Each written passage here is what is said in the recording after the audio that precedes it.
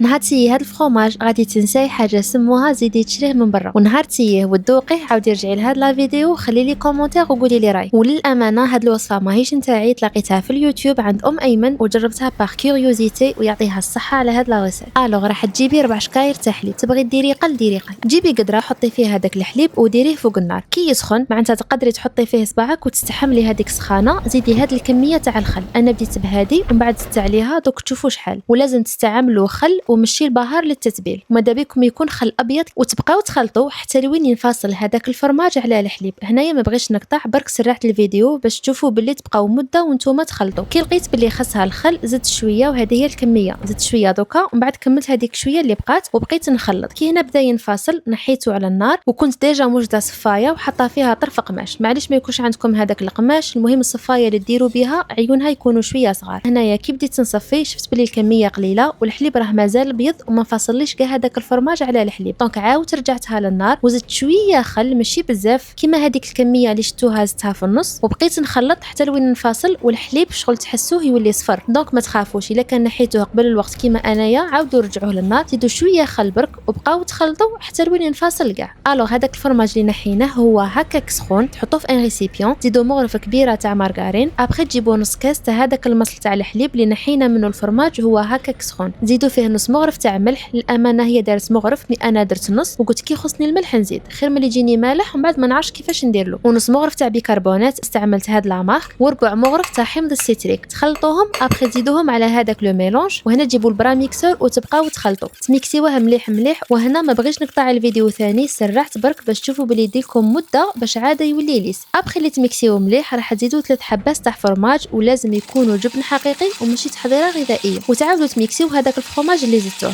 هنايا كي تزيدوا الفرماج ذوقوا، الا لقيتوا بلي خاصها الملح زيدوا، انا هنا لقيت بلي خاصها دونك زدت نص مغرف واحد اخرى. راح تجيبوا اون كاسرول وتحطوا فيها هذاك لو ميلونج وتدوها فوق النار وتبقاو تخلطوا، بصح لازم النار تكون فريمون هاديه، لو كان تزيدوا لها هذاك الميلونج راح يولي ما. تبقاو تخلطوا بوندون 5 مينوت. هي قالت نديروا هذه العمليه باش الفرماج تاعنا يزيد شويه يثقل. للامانه كي درتها فوق النار ديجا وريت لكم بلي قليله، ما حسيتوش بلي زاد ثقال، حسيتو شويه خفاف. ابخي راح تجيبوا لا بواط اللي غادي تحطوا فيها، انا درت فيها البابي فيلم باسكو عرفت روحي بلي غادي نقلبوه على جال التصوير. نتوما الا كان ما غاديش تقلبوه تقدروا تحطوه في لا بواط ديريكتومون. وما شاء الله ب 20000 برك درنا 700 غرام تاع فرماج.